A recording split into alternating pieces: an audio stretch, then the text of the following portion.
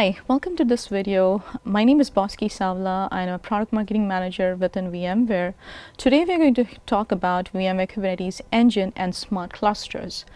VMware Kubernetes Engine is a SaaS offering from VMware that allows developers and IT operators to consume Kubernetes clusters as a service.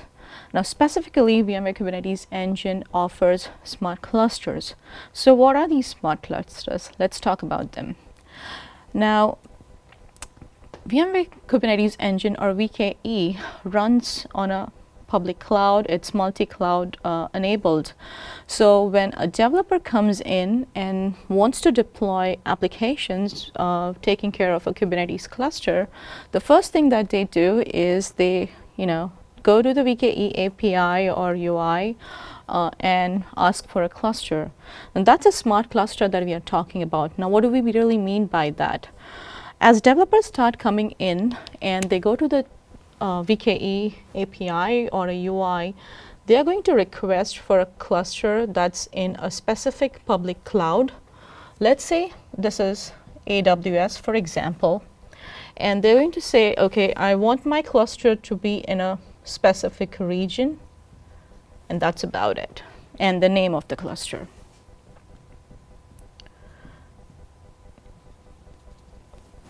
Now, once you have the region and the name of the cluster, VMware Kubernetes Engine takes over at this point. It really doesn't want the developer to worry about what would be the cluster size, how many worker nodes do you need, how many master nodes do you need, etc. It just takes care of everything from that point onward, including what instance to provision to make optimal use of resources.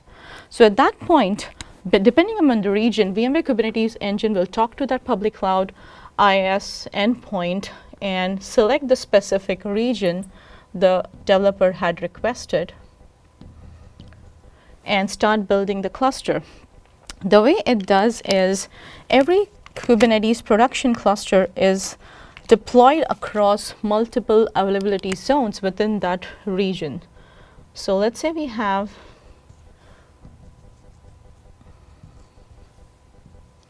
within that region, for that public cloud, we have 3 different availability zones. This is availability zone A, this is availability zone B, and this is an availability zone C. What VMware Kubernetes Engine will do at that point is start deploying master nodes. So, and it will place each master node into each availability zone. So we get some master node for the cluster in each zone.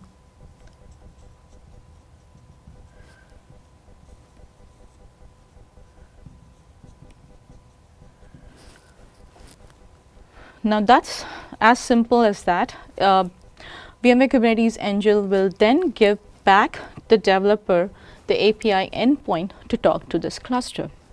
Now, at the start of a smart cluster, there are no worker nodes provisioned. This is intentional, and the reason for this is as soon as a cluster is created, we don't start provisioning worker nodes until a workload is deployed. Now, let's say this developer starts deploying workloads or applications. And they can do this using native kubectl commands because VKE will give them back the kubectl credentials to log into the cluster. As developer starts deploying application, VMware Kubernetes Engine will start provisioning worker nodes across availability zones. Now, it will provision worker nodes as needed, which means, let's say in my app only needs a single worker node that has a specific CPU and memory limit. Depending upon the YAML file that you specified for that application, it detects the worker instances needed to provision, and it only will provision that many worker instances. Now, let's say another worker, an application comes in that needs a little bit more space than the worker node that's already deployed. VKE will automatically provision another worker node for you, and it will place the worker node in a different availability zone and kind of go round robin in the placement of the worker nodes.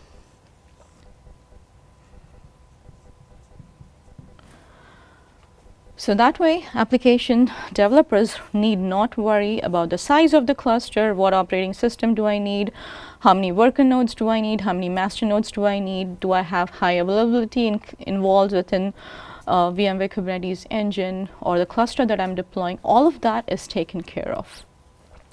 Now, let's say the developers start deploying applications. We have the worker nodes and master nodes working for them.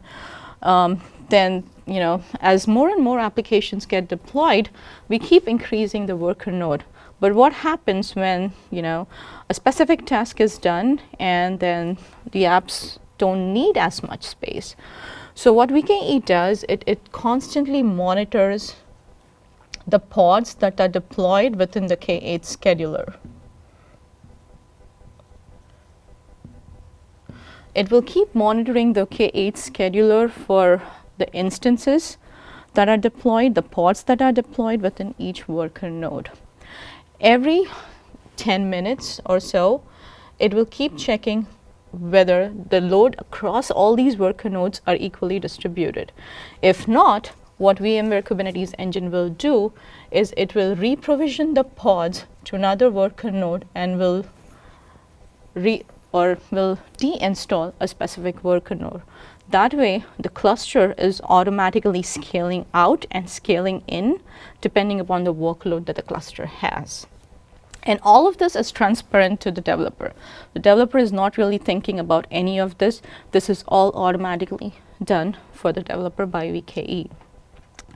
Now, once the apps are deployed, we also are scaling them accordingly. Now, another instance of Kubernetes version comes up and the developer wants to upgrade their cluster to that specific version. So we want to now upgrade. VKE will actually take care of the upgrade for the developer in a rolling fashion for all the master and worker nodes deployed for that cluster. What VKE will do at this point in time is, let's say you have a K8 cluster that has version 1.9 for each of the nodes in it, and the developer wants to upgrade these to 1.10. VKE will start upgrading or applying those upgrades in a rolling fashion. It will first take out this master node and create a new one that is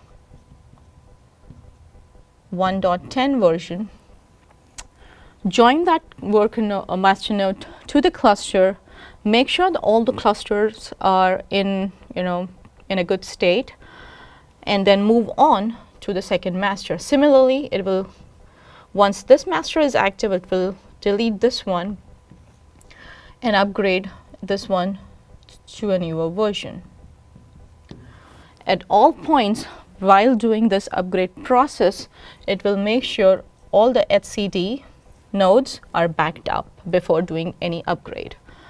Once the upgrade has done within the master nodes and all the master nodes have been upgraded to version 1.10, it will start doing that similarly for worker nodes to be upgraded to another or the newer version.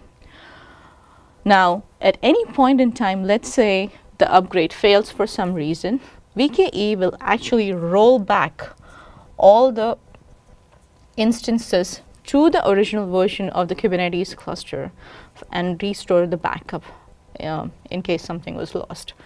So all the upgrades and everything is taken care within the SmartCluster. So that's about SmartClusters today. Hope you enjoyed the video. Thank you.